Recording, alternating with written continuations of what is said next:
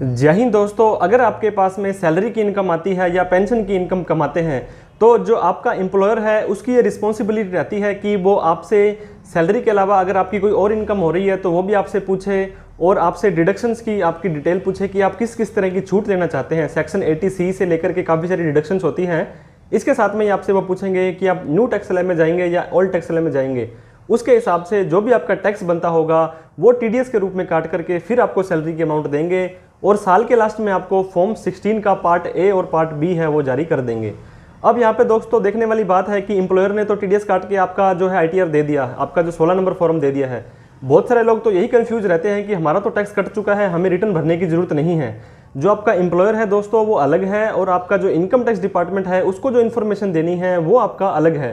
तो आपको अगर आपकी ग्रॉस टोटल इनकम 2.5 लाख से ज़्यादा है तो रिटर्न भरने की जिम्मेदारी आपकी आ जाती है। अब हम बात करते हैं दोस्तों, जो TDS हमारा कट चुका है, बहुत सारे लोगों के मन में ये सवाल रहता है कि इस TDS को हम रिफंड ले लें या इस TDS को हम रिफंड कैसे ले सकते हैं। और बहुत सारे लोग हैं फेक डिडक्शंस या इस तरह की झूठे क्लेम करते हैं और उसको रिफंड ले लेते हैं। अभी रिसेंट में इनकम टैक्स डिपार्टमेंट के द्वारा एक न्यूज़ में उन्होंने एक जो न्यूज़ निकाली है उसमें बोला है कि हमने बहुत सारे ऐसे लोग ऑब्जर्व किए हैं जो कि ऐसे रिफंड ले रहे हैं जो कि वो लायबल नहीं है, उसके लिए क्लेम नहीं कर सकते थे। तो इस वीडियो में दोस्तों हम उस न्यूज़ के बारे में बताने वाले हैं, क्या आप फेक डिडक्शंस ले सकते हैं, उनका क्या प्रभाव रहता है, क्या आपको दिक्कत का सामना करना पड़ सकता है। इन सभी चीज़ों को उस न्यूज़ को मैं आपको दिखाना चाहता हूं दोस्तों, ताकि आप भी इन फ्यूचर में अलर्ट हो जाएं और आपको इनकम टैक्स डिपार्टमेंट से कोई दिक्कत का सामना ना करना पड़े। ये देखिए दोस्तों, न्यूज़ आई थी, एक अर्धसैनिक बलों सहित कई विभागों के कर्मचारी कर रहे हैं इनकम टैक्स में फर्जी क्लेम फाइल। जो रिफंड क्लेम कर रहे हैं वो फर्जी कर रहे हैं, क्योंकि जो एम्प्लॉयर है उसने तो अपना TDS है जो जितना कटता था काट लिया है, लेकिन रिटर्न भरते टाइम आप अलग से कोई डिडक्शन ले रहे हैं। जांच में पकड़े जाने पर रिफंड की राशि और उस पर 300% तक देना पड़ सकती है पेनल्टी। अगर आपने 10,000 रुपये का दोस्तों रिफंड फर्जी क्लेम कर लिया है तो उसका 300% मतलब 300% मतलब आपको 30,000 रुपये तक आपको जो है उसका रिफंड जो है वापस से उसकी पेनल्टी है वो देनी पड़ सकती है। इसके बाद बोला है दोस्तों, आयकर विभाग के पास अर्धसैनिक बलों सहित कई सरकारी विभागों के फर्जी रिफंड क्लेम पहुंच रहे हैं। विभाग इनको लेकर सतर्क हो गया है।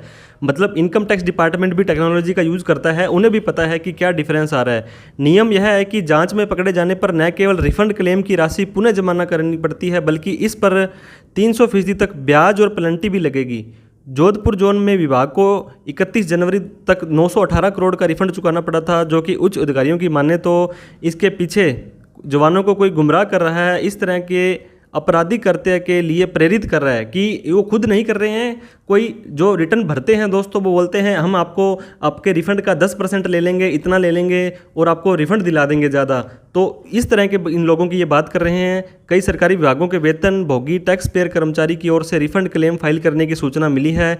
इसके बाद आयकर विभाग बाड़मेर जैसलमेर की टीमों पर काम कर रही है। जांच में जो फ्रॉड फर्जी इनकम टैक्स क्लेम पेश करने वाले और उठाने वाले पकड़े जाएंगे, उन्हें आयकर विभाग की राशि को रिफंड के साथ साथ में 1 से 300% तक का जो है दोस्तों टैक्स और पेनल्टी वसूलेंगे। इसके साथ ही ऐसे लोगों पर आपराधिक मामले भी दर्ज किए जाएंगे, मतलब उनके ऊपर केस भी किए जाएंगे। ये ऊपर भी लिखा है, जांच में फंसने पर आपराधिक मामले होंगे दर्ज। तो इस तरह से दोस्तों कैसे कैसे लोग जो रिफ़ंड है वो ले रहे हैं, ये देखिए यहाँ पर उन्होंने ये भी बताया है। उदाहरण के तौर पर वेतन भोगी कर्मचारी, जैसे दिव्यांग बच्चा नहीं है तो उसकी भी सेक्शन 80 DD में छूट ले रहे हैं।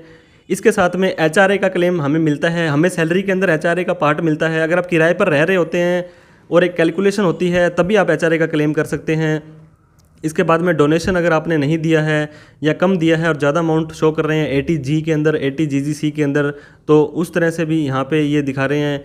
इसके बाद बोल रहे हैं कि किराए के मकान पर रहते नहीं है फिर भी किराए के मकान पर बता कर के रिफ़ंड क्लेम कर रहे हैं, फ्रॉड मेडिकल क्लेम कर रहे हैं। ऐसे छोटे छोटे विभाग के पास में बड़ी संख्या के अंदर मामले आए हैं जिनकी जांच कराई जा रही है। इसके बाद में क्या कहते हैं, मुख्य आयुक्त जो है चीफ कमिश्नर होते हैं दोस्तों, यह बात सही है कि आयकर विभाग के पास ऐसे कई मामले आए हैं। इसकी स्टडी के साथ साथ उनकी जांच कराई जा रही है। उदाहरण के लिए किसी ने ना तो 3-4 बार लगातार रिफ़ंड क्लेम किया है, ऐसे केस में जांच कराई जा रही है। दूसरा, जहाँ तक जानकारी है, सेना या अर्धसैनिक या कुछ ऐसे विभागों के कर्मचारी खुद ऐसा कुछ नहीं कर रहे हैं, उनको गुनाह किया जा रहा है, उनका भी पता जांच में कराया जा रहा है, उनके पीछे कोई गैंग तो नहीं है, ये कमिश्नर साहब बोल रहे हैं। तो इस तरह से दोस्तों आपको जो है फर्जी क्लेम नहीं रहना है, आपको लॉयल रहना है। इनकम टैक्स में जितना आपका टैक्स बनता है वो काट लिया गया है तो ठीक है, आप उसको रिफंड लेने की कोशिश ना करें अननेसेसरी, ताकि आपको कल को इनकम टैक्स डिपार्टमेंट कोई नोटिस भेज करके आपको परेशानी ना करे, बिना बात का झंझट आपको पड़ जाएगा। तो आशा करता हूँ आपको ये वीडियो अच्छी लगी होगी और आप अपने इस इनकम टैक्स के जो रिफंड को एक्स्ट्रा जो है फालतू का क्लेम करने से बचेंगे और आप बिल्कुल होनेस्ट और स्ट्रेट फॉरवर्ड रहेंगे। वीडियो अच्छी लगी हो तो लाइक करके, चैनल को सब्सक्राइब नहीं किया तो सब्सक्राइब करके इस वीडियो को अपने चाहने वालों में भी शेयर कर दें। थैंक यू सो मच दोस्तों। जय हिंद, जय भारत।